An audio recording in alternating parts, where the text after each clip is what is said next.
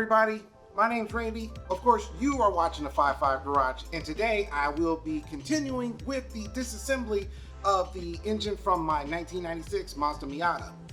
So if this is the first video in this series that you have found to watch, first of all, let me say welcome and thank you for watching. And I implore you to go back and watch the previous 2 videos in this series to kind of catch you up on what is happening with my engine. I have already removed the clutch and flywheel. I have removed the cylinder head and the accessories that are bolted to the engine. And today I will be removing the piston and rods and the crank so that I can begin the process of cleaning this motor, cleaning the engine block, so that when the last of my parts come in, I can start the reassembly process. So, with all that said and out of the way, I'm gonna get started. Here we are, back at the engine. The last couple things I need to remove today are the oil pump needs to come off.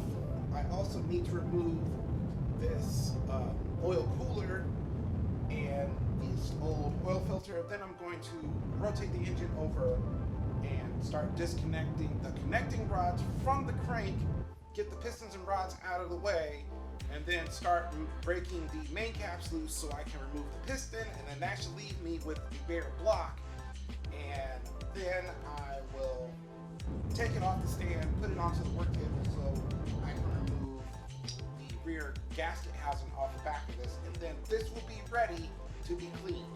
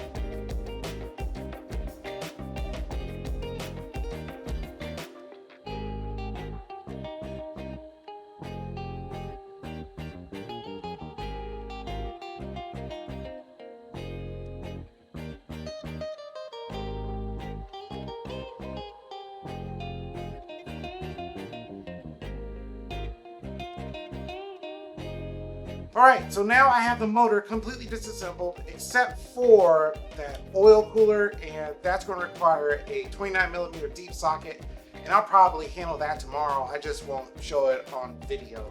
But here is basically the rotating assembly. My crank looks really good. There's no scoring or pitting anywhere on the surfaces, so I am really pleased with that, and I think I'm just going to give this a really good cleaning, and that should be good to go. Here are my main caps. I kept them in order. The bearings on these, they look really good as well. You know, about the usual wear for what you expect for an engine that had like 160,000 miles on it. These are the pistons, and as you can see, they have a lot of carbon buildup on the top. My goal right now, or excuse me, I should say my plan is right now, I am going to reuse my pistons. I'm just going to clean them up really good, and I am going to order another set of rings. I will probably get Mazda OEM rings and clean these up as best as I can. They're really not in that bad a shape. The edges of the piston are in really good shape. There is nothing that is cracked, or I'm not missing any chunks, so there wasn't any detonation issues. I am going to change the rods, and these are the stock rods, and pretty much everything's in really good condition. It's within spec, but since I've gone through the hassle of tearing the motor down this far, I am just going to replace these rods with a set that should be coming soon, so look out for that video. But other than that, everything looks really good. I am pleased with the way that the block looks. The cylinders look really good.